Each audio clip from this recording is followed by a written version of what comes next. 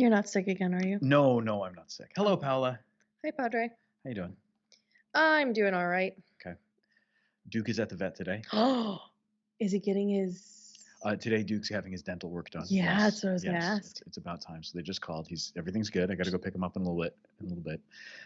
But yeah, they had to do some extractions, which I anticipated because he's got some bad teeth issues and stuff. Oh. So yeah, it's okay. This is what happens. You gotta take care of it. Yeah. So they're doing some extractions, and hopefully that'll help move things in a good direction. Okay. Yeah, removing a few of his teeth. Whoa. Yeah, I'm gonna have a toothless canine. Like, what is it? Towards the back? Towards the front? He's got a few in the back, and I think there was one in the front that they had to take also. Yeah. Oh my gosh. Poor little guy.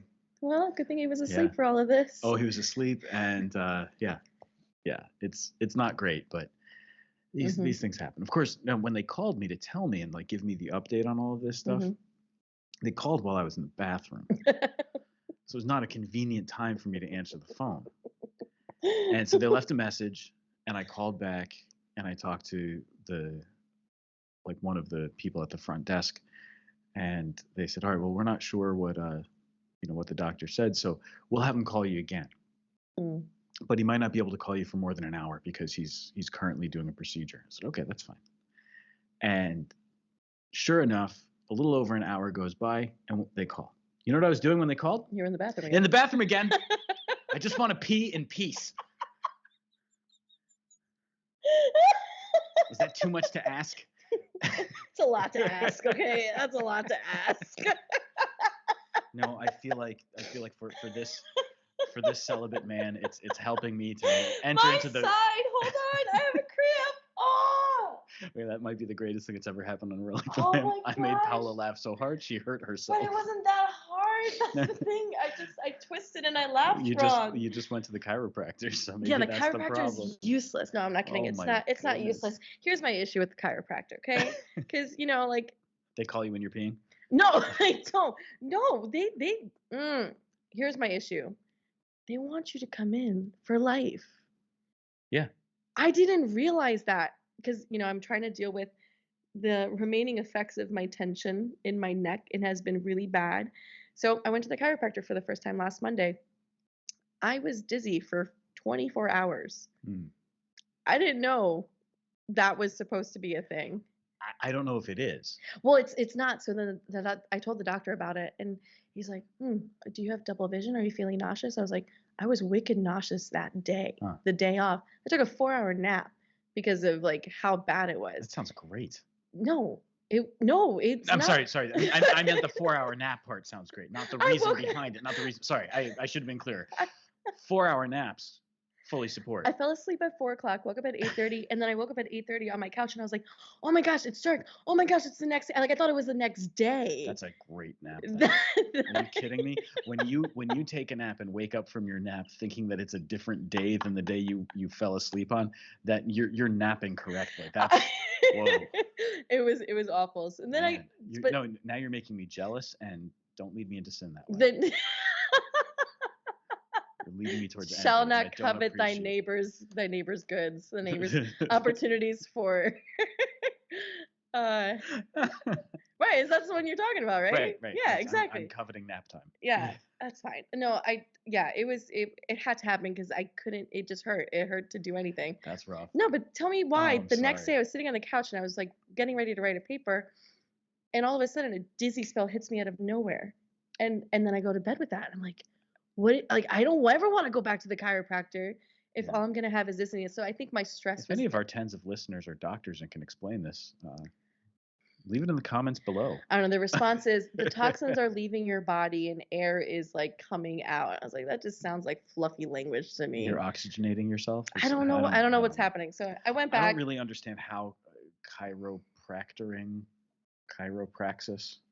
I don't know what the correct way to say it is, but I don't really understand exactly how it works. But what little I understand is that it's meant to be some physical adjustments that help, but that it does take some time. But not necessarily that it's something you have to do for life. Right, but that's what they want you to do. Because I was telling Father Silva this. He goes, "Why are you going to the chiropractor? Those are fluffy, like made up. That's not a real thing." All of our chiropractor fans are gonna drop like. of the tens, I mean, there's got to be at least one chiropractor, I bet, right? Or somebody who's married to a chiropractor, or whose father Or was a goes, yeah, chiropractor, or whose yeah, mother was a chiropractor. yeah. Yeah, yeah. Well, let's not offend anyone. No. We're not denigrating any profession here. We're just saying, Well, this put it into perspective because ever since he told me that last Friday, he was like, "Why don't you just go to a PT?" Like, the point is that they see you and they never wanna see you ever again.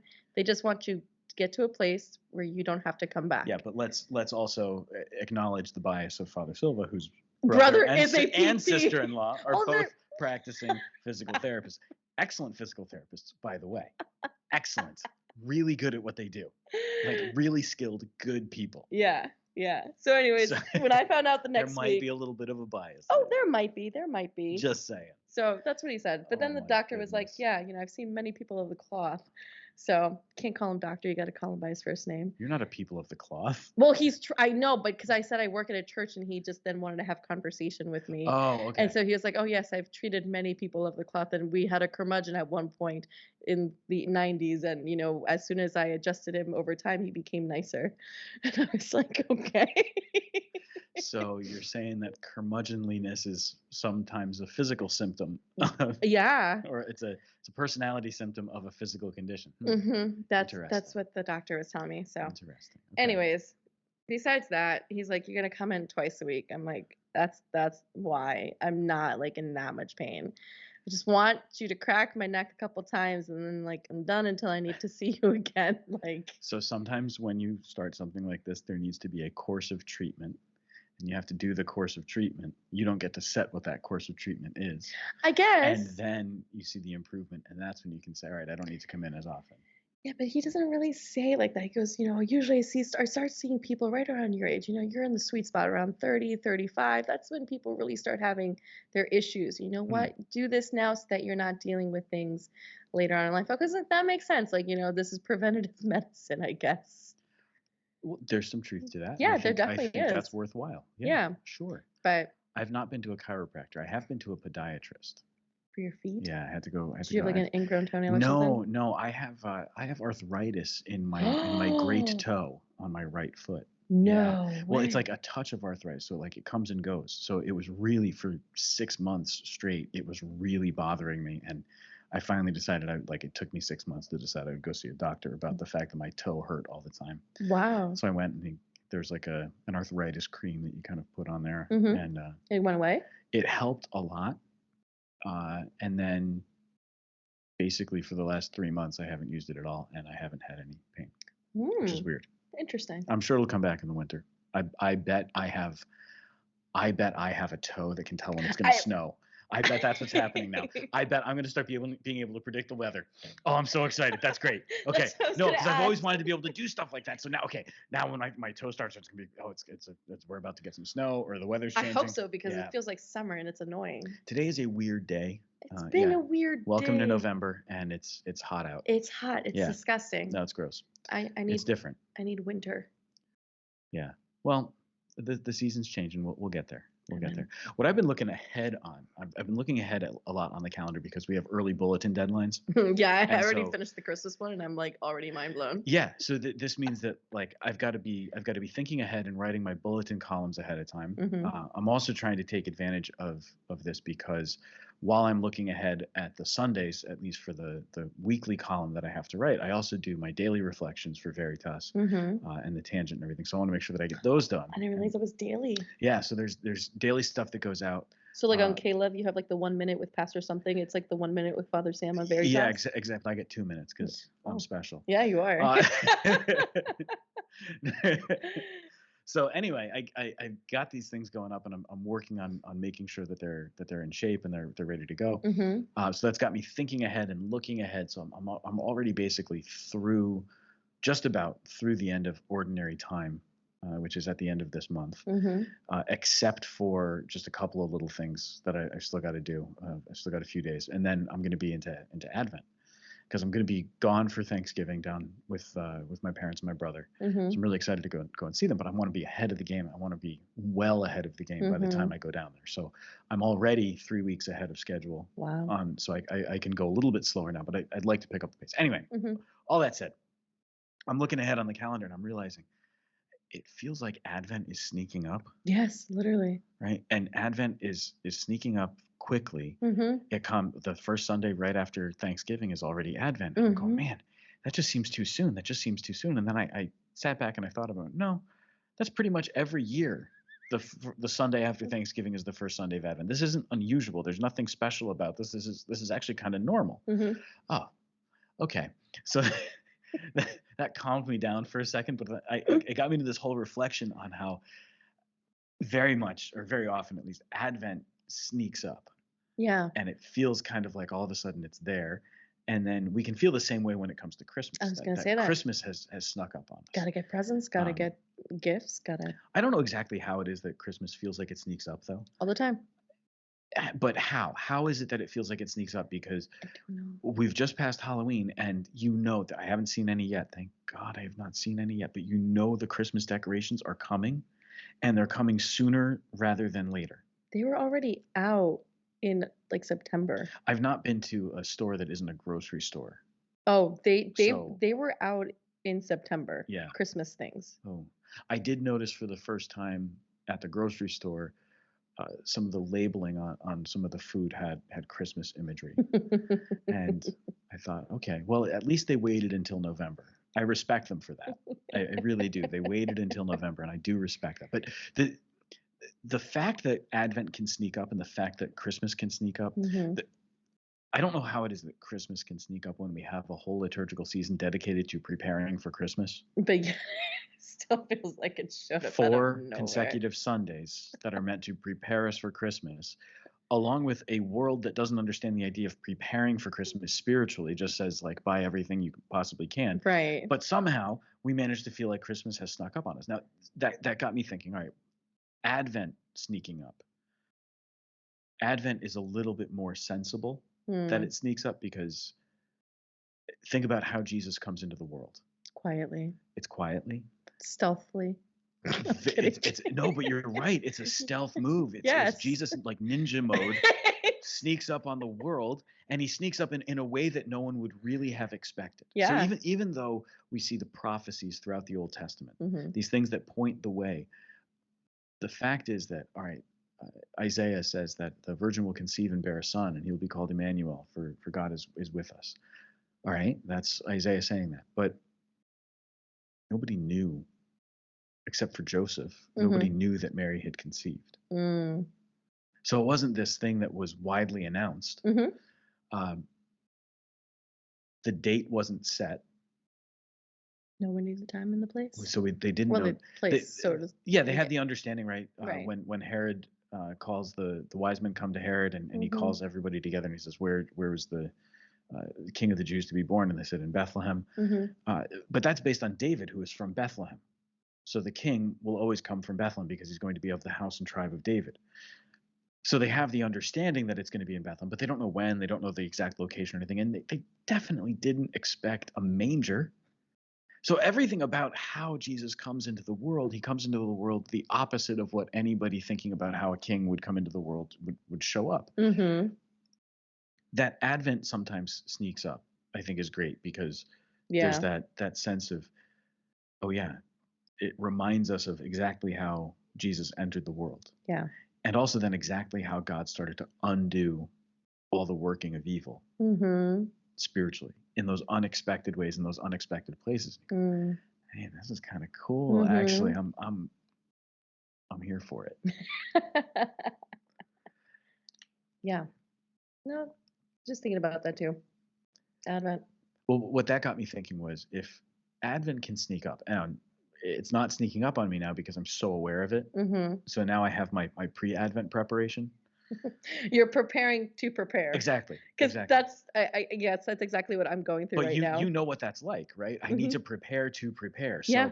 So I have this thing that I have to do. I've got to get ready to do the thing, Mhm. and that can lead to, oh yeah, well, when we were doing just the live stream in the empty chapel during the pandemic, mass was at 8:30. I had to live stream by 8:30.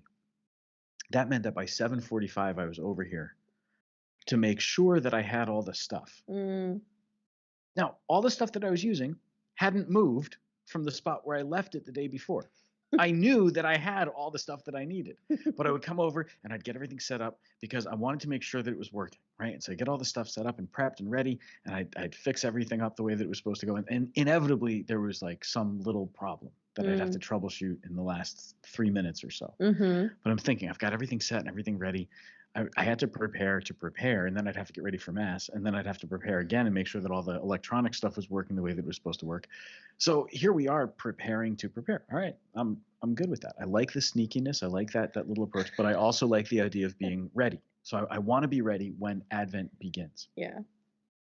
Well, then as I started thinking about wanting to be ready when Advent begins because of that little sneakiness, it made me realize that I was surprised when I saw the start date for Advent. And I shouldn't have been surprised. Again, because this is when Advent happens, right after Thanksgiving. Just for some reason, it doesn't make sense, though. Yeah. I don't know why. You know what's weird is that we have a holiday that marks the time, that helps us that gives us a reference point for knowing that Advent is very near. Yeah. But no other culture outside of the United States of America has that. Because Thanksgiving Day it's only Thanksgiving in the United States of America. Right. Doesn't Canada have it in like October or something? Yeah, they have October 16th, I want to say. I don't know why I know that. Maybe it's not actually the 16th, but it's in October. You're right. You're correct, right? So yeah, they have a Thanksgiving Day, but we have it in November, and it's always the last Thursday in November, so it's always really close to Christmas, Advent, and the start of Advent. But in other cultures where Thanksgiving isn't a thing, Advent just kind of shows up. But that idea do you wonder if they're like more aware of Advent? Because we put like obviously Thanksgiving is huge. Well, and Thanksgiving is huge culturally. Yeah, it's huge across the board, regardless of your religion. Right. And so I think Thanksgiving is really lumped in with the holidays. Yes, it totally is. You know, that became a joke one year for my family. Goodness.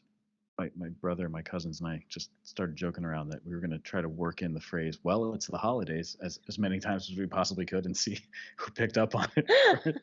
So just kind of be in this joke where it didn't matter what anybody said. You just kind of throw in a response like, well, it's the holidays. And this was during holiday family gatherings. Yes, and we just wanted to. It was a thought experiment, I guess. Let's see. Did anybody catch on? Yes, and the best part was when Tom caught on, we were so excited because like he gets us. This is great. This is great, and he kind of knew. And so he said it, and he smirked and looked at us. Like, oh, it was great. It was great. Approval. Yeah.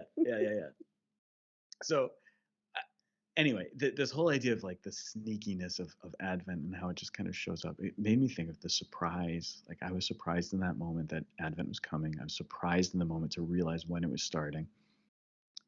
And that got me thinking about the spiritual disposition that I want to have going into all of this. So I am weeks away from needing to really worry about this in a more intensive way.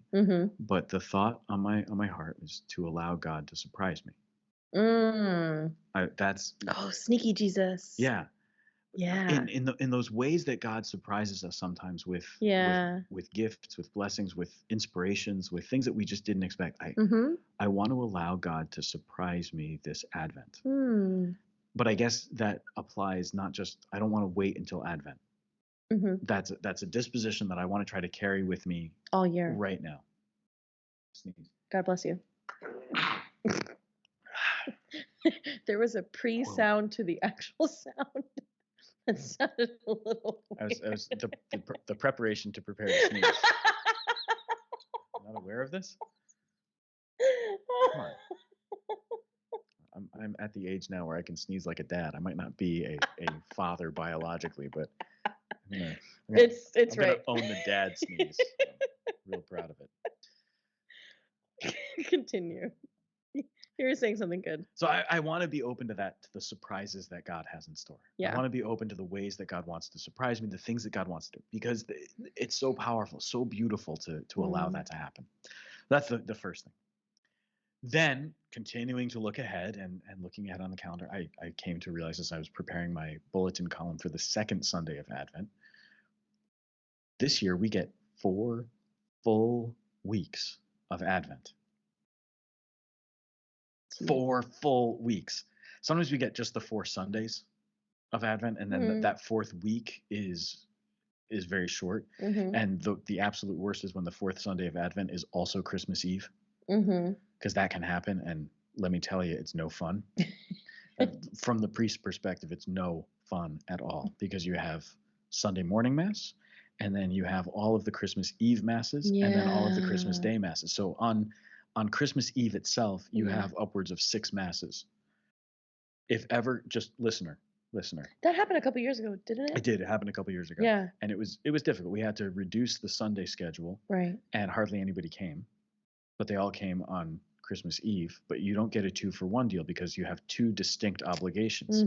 The obligation is for Sunday, the fourth Sunday of Advent, and the obligation is for Christmas. And you don't get a 2-for-1 deal. It's not a coupon. A BOGO would be kind of fun, but we don't get to do that.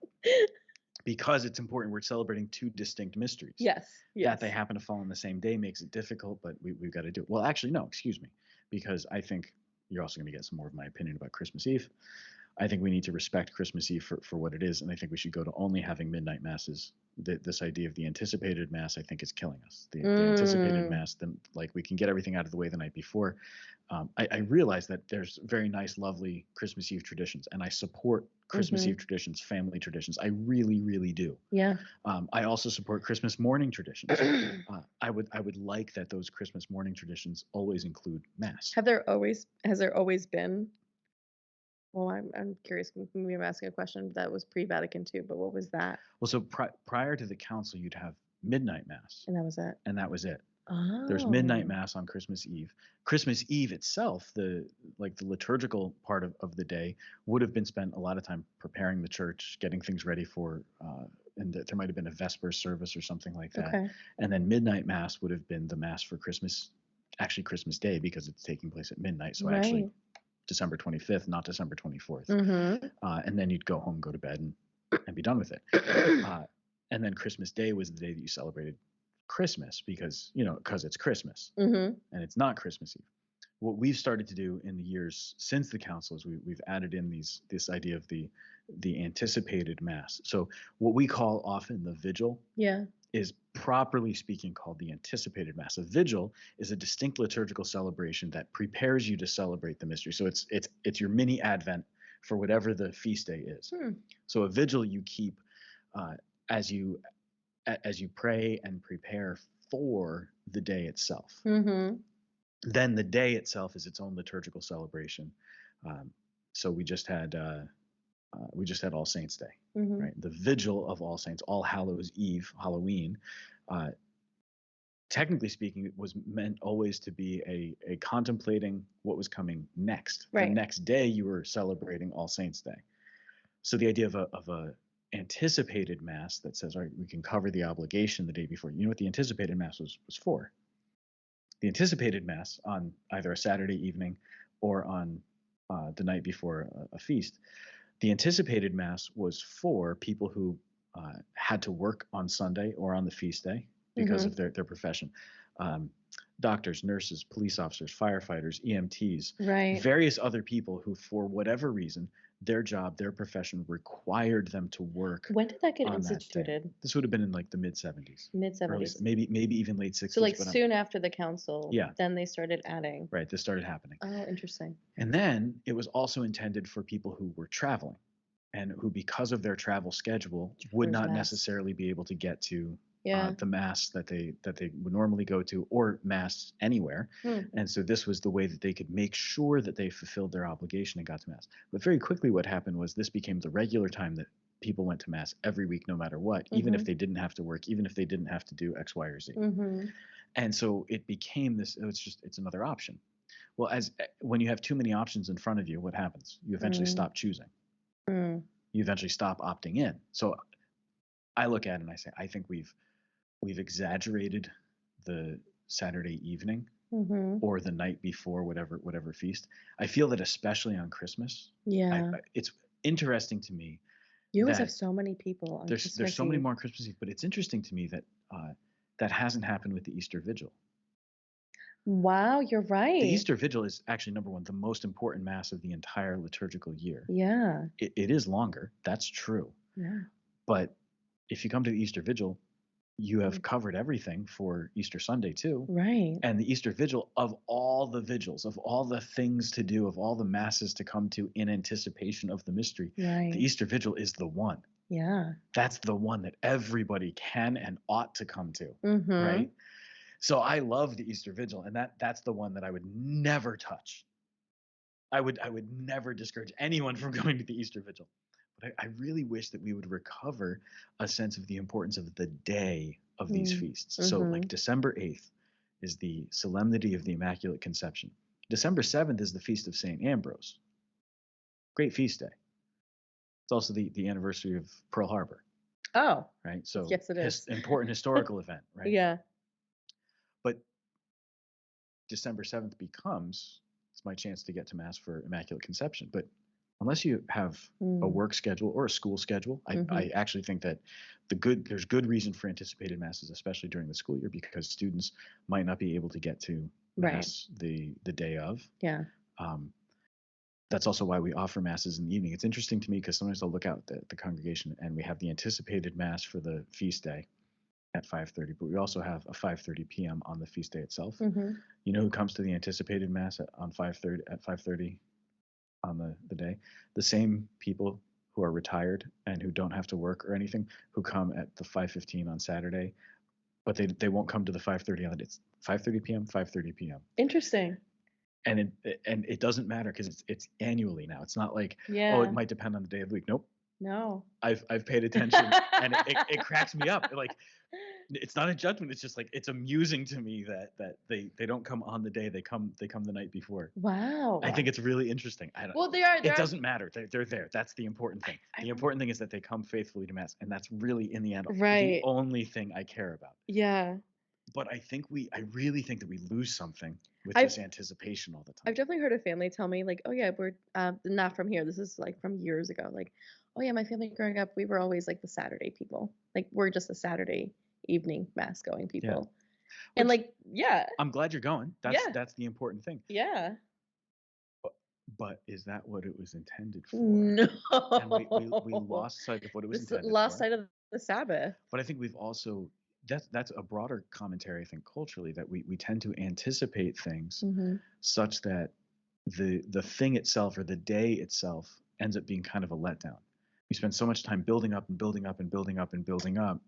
The day itself kind of doesn't matter. So Mm. keep an eye out, right? Here we are. It's well before Christmas, but you're Mhm. going to start seeing all those decorations going up. Mhm. And within the week after Christmas, or at least by New Year's Eve, much or most of those decorations will be gone, True. right? Mhm.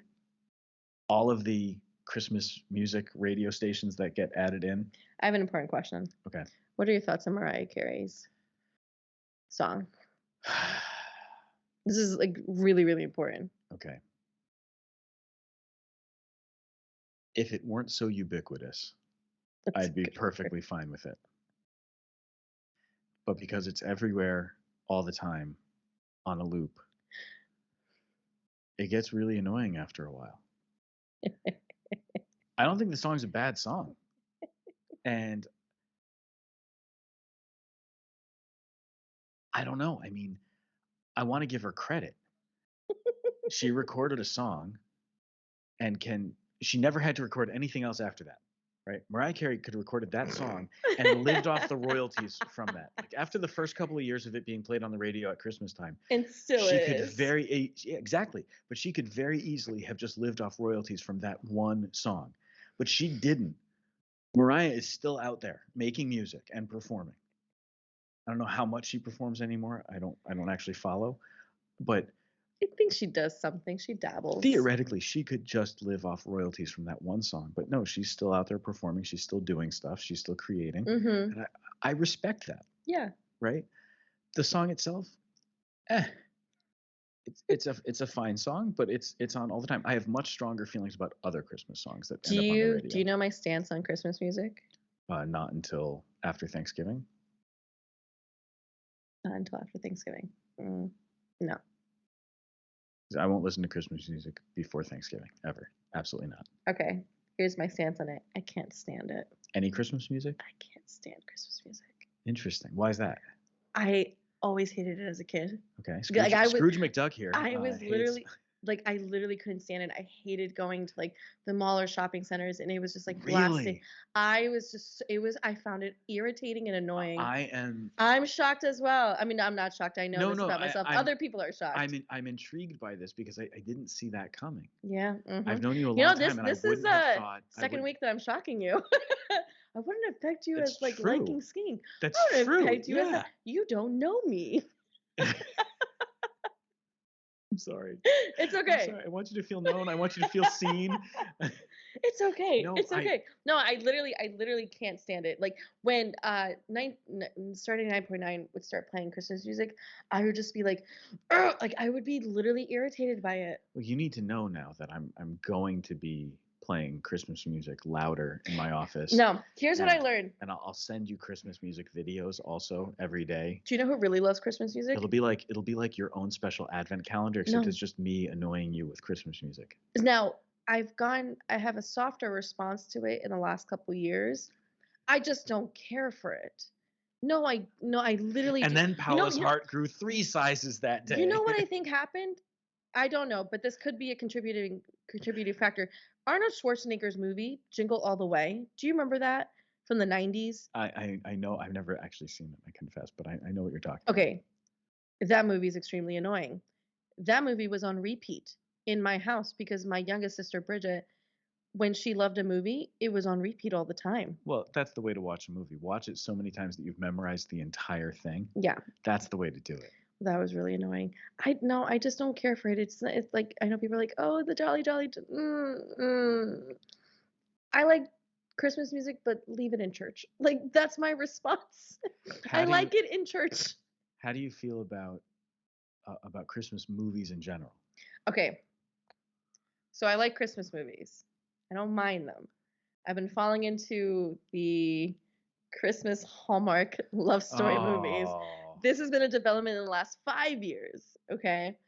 But for some reason, I do not care to hear Christmas music on my drives at all. So here's what I want to do. I want to come up with a Christmas movie bingo game. Okay. And like one square would be Nutcracker Suite.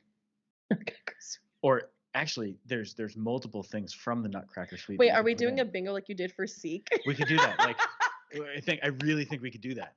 So a bingo card where you were made for more. You have different pieces from the Nutcracker Suite because they are used so often. Did you watch Christmas movies? Then you have the Trans-Siberian Orchestra, Carol of the Bells version, right? And you've got to do that somewhere in there. Yeah. You've got to have somebody singing Silent Night or some like always main character has a realization while listening to a children's choir singing something. It almost doesn't matter what it is. There's a Santa Claus fist fight.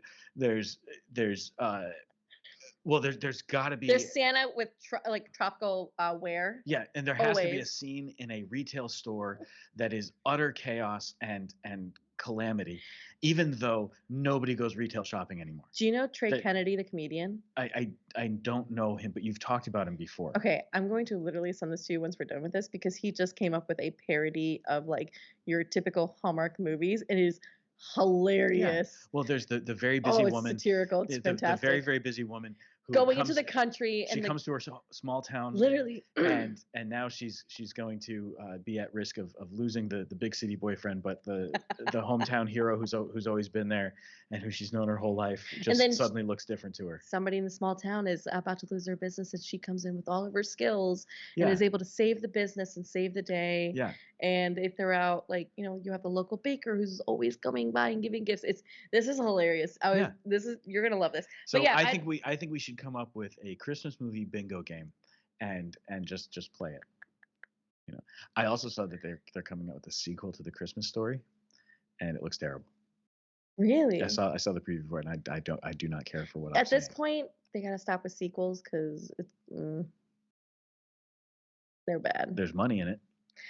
Yeah, but we're fools. That's true. That's the problem. All right. So anyway, I want to come back to the fact go back to preparing. We have 4 full weeks of Advent. All right, because there's 4 full weeks of Advent. It's kind of I'm writing about this in my bulletin column, so just when you read it, act like you're surprised. Like, oh wow, that's a really good insight. Gasp. Wow, he was really smart there. That's wonderful. Okay, good, thank you. Yeah.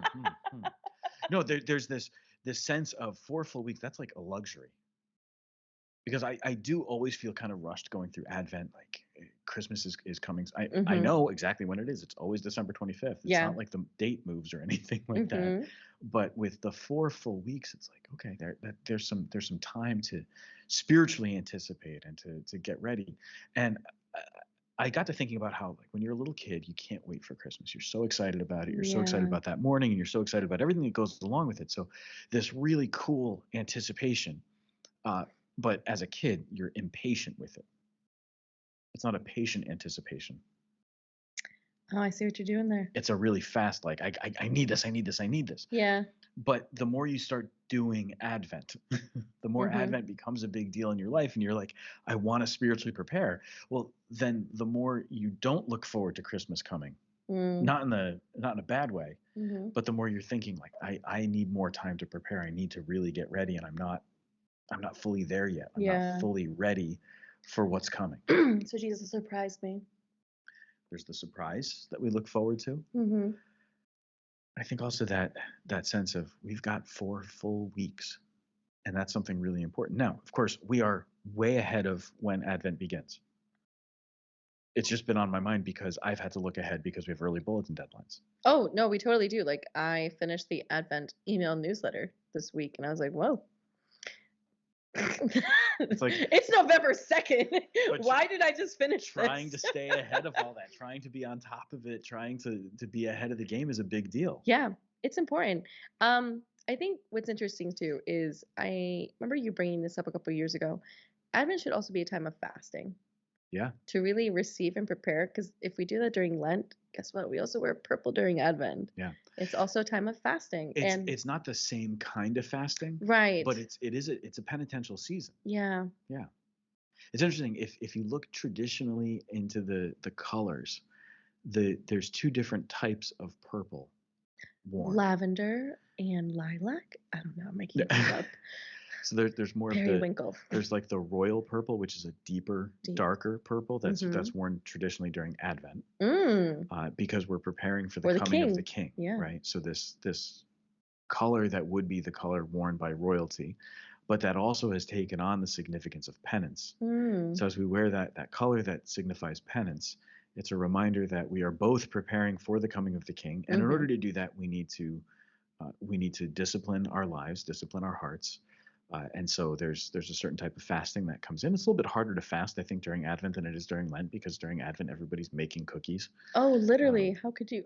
I always love the exchange of Christmas cookies around Christmas. I find it You incredibly amusing. partake in the exchange, or you're just gifted I'm just on the cookies? receiving end, to be Yeah, honest, and I'm exactly. I'm not arguing. I'm not arguing for the record. But I do find the exchange very amusing. It's like I made cookies. I'd like you to have some cookies. Great. I made cookies too. I'd like you to take some of the cookies that I made. Well, I made more cookies than I need. I want you to have these. Well, I also made more cookies. So let's just trade the surplus cookies that we have, and then you end up like I've made all these cookies. We could take out a big step and just say you made cookies. Great. You keep your cookies. I'll keep mine. You know what doesn't make sense to me? This idea of a cookie swap. I've never been to one, I've but never done it. I've I never I've never been to a thing, an event specifically dedicated to swapping cookies. I've just but seen people do it. right, They but the have fact events? it's a thing. No. Yeah, a I cookie I swap. know like white elephant gift exchanges or Yankee swaps or they're all kind of the same thing, and I Yeah, enjoy those because those are fun. yeah, Yeah. we had one once in my priest group. We the challenge went out. All right, find the most bizarre thing in your rectory. What did you find here? I don't remember what I found. Um, but there were some weird things that guys found, like stuff buried in basements or attics that nobody knew where they came from. They're like, That's "Yep, this cool. is this is definitely going in." It was a fun swap. That's more fun. But yeah, cookie swaps are real Like as events, as an actual standalone thing. event Yeah. We're gonna get together so that we can trade cookies with each other. Literally, I don't understand why it's an actual thing, but it is. Is it like when you trade baseball? You don't know about trading baseball cards, do you? You never did that as a kid. No, but I watched it on TV. Trading baseball cards? No, like people trading and they're doing their thing. They're like, yeah. So like, here's this cookie. Here's why you should give me at least 2 of those cookies for this one cookie. Is it like that? Or no, is it just... no, it's not like that. I know. I literally don't know what they do at a cookie swap. Like I don't know what it is. Well, I would imagine except that it's an intentional swap time. cookies. Well, yeah, you just come and you swap cookies, but why make that an actual event? I have no idea why. Huh. I'm intrigued. I've never been to one. Do you want a St. Pius cookie swap? I don't. I mean, people bring so many cookies here anyway. I know. It's really amazing. It's very exciting. It is, and I'm not gonna lie. Like, there are some people who have now dropped off cookies annually, and I look forward to their cookies more than some other cookies. Is that bad? You know, that I have favorites. Do you know what cookies? In the cookies, not like people. Yeah. It's not like favoritism about the people. It's it's the cookies. Yeah. So Sister, the one that you were directing, who moved to Pennsylvania. Yes. Man, I'm very upset. Sorry. I looked for it, but awful sorry. You kept those hidden for a couple of months, and I was like, I did. Well, like she would bring these lovely fresh chocolate chip cookies. They were the best. They were. They were the best and cookies. Then I would eat about half the plate and then say, "Okay, I'm a slob." But you didn't always share it until I. Well, I had to get my share first. I had to get mine. This is my payment. This is my due. Because I asked Terry one time, I was like, Terry, have you had those cookies? She goes, no, I've not. I was like, I want to try these cookies. They were like, these are so good. No one is gonna have these. Well, and here's what happens. Good chocolate chip cookies, like made the right way. Like your mom makes some really good stuff. She's amazing. Yeah. She's amazing. Right? Yeah. Like a good chocolate chip cookie made the right way. I'd lose all sense of self-control, discipline, and virtue. There's no room for charity here. No, gone. Out the window. This is mine. I'm eating it all. Stay out of my way. And I know that that's not right. It sounds gluttonous. You know, you're right. Okay, you're right. You're right. Yes, not a virtuous man. I'm sorry. No, we're deficient in virtue. only in that, like, well, not only in that area, but like when it comes to especially in that area. Let's say especially in that area. Not only, but especially in that area. Yeah. Anyway, go back to preparing about Jesus. I love the idea of that preparation though. Like, I like the idea of preparing for preparation. I'm honestly though enjoying the fact that right now, because we have this extra deadline stuff going on, it's forcing the issue of really looking ahead, because it's so easy to get caught up in the very immediate stuff that has to be done. So easy to get caught up in like, this event is coming next week. I've got to really do that. And it doesn't mean that we shouldn't be paying attention to the very immediate things, but there's something nice about looking at the remote stuff, because by entering into that preparation, by taking advantage of knowing that this thing is coming and just being attentive to it, we can actually just feel better prepared or better equipped to deal with it, or just feel like we've actually put our minds at ease about whatever's going on. So I like that idea of the long preparation. So even though we are not yet in Advent, even looking ahead to Advent and preparing for Advent is a good idea. This used to be a feature actually of the liturgical calendar, especially around Lent. You had these weeks right before Lent started. What was that called? Quadragesima. Yeah, Quadragesima. Yeah, so it's the idea Italian. It's Latin. Oh, whatever. It's the idea. Fragile. It must be Italian. No, it's the idea that these weeks before Lent actually starts, it's important for us to just be reminded of it. So you'd have the vestments would change to purple on Sunday. And oh yeah, that's right. We're getting close to Lent. So it was let's get ready, let's prepare. And in getting ready, in preparing, we're then going to be actually prepared when Ash Wednesday arrives. So just that, like, oh, I've got to get it into my head. What am I going to do for Lent? What's my spiritual discipline going to be? Yeah. Have I thought of a way to enter into fasting?